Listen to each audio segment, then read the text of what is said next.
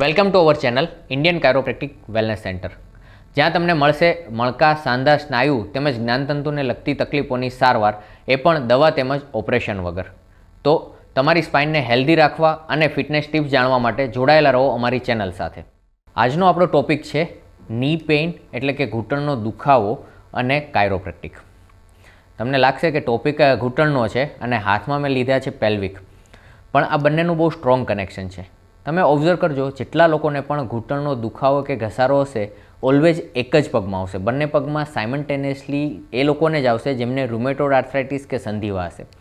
બાકીના 90% કેસીસમાં એક ઘૂંટણમાં જ ઓલવેઝ દુખે છે. તો તમને ક્વેશ્ચન ના થયો કે ભાઈ એક જ ઘૂંટણમાં કેમ દુખાવો આવે? તો એનું રીઝન આજે હું તમને સમજાવવા જઈ રહ્યો છું. આપણી બોડીની અંદર અહીંયા 24 મણકાઓ હોય છે, એટલે કે 24 માળની એક બિલ્ડિંગ છે.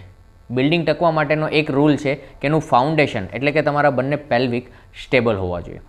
જ્યારે આ ફાઉન્ડેશન કંઈ પડી જવાથી, વજન ઉચકવાથી કે કોઈ એવી ઇન્જરી થવાથી ઇમ્બેલેન્સ થાય છે, એટલે ઓટોમેટિકલી તમારી આખી સ્પાઇન ચેન્જ થઈ જાય છે અને તમારો બોડી વેઇટ એક બાજુ પર શિફ્ટ થાય છે.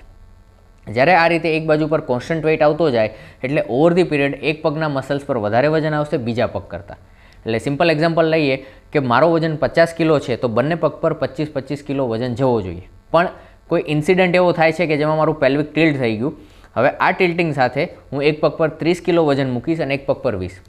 હવે જે એક્સ્ટ્રા 10 કિલો વેઇટ આ પગ પર આવે છે ઓવર ધી પીરિયડ એ પગના મસલ્સને વીક કરશે, જોઈન્ટ વચ્ચેની ગાદી પર દબાણ આપશે અને આગળ જતાં મને ઘૂંટણનો દુખાવો કે ઘસારો આવતો હોય છે.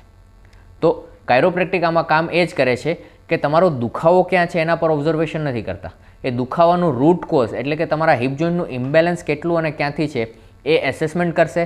જરૂર પડશે તો એક્સરે માટે જશે અને ત્યાર પછી એમનું એડજસ્ટમેન્ટ કરીને આ સ્ટ્રક્ચરને ફરીથી રીસેટ કરે છે.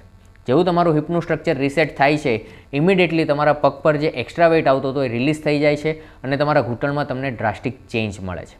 તો કાયરોપ્રેક્ટિકનું મેજિક આ જ છે. દુખાવા પર કામ નથી કરતા અમે એના મૂળ સુધી જઈએ છીએ અને મૂળ કારણ પર જ કામ કરીએ છીએ, જેથી તમને લાંબા ટાઈમ સુધી રિકવરી મળતી રહે. Thank you for watching. Stay healthy, stay fit.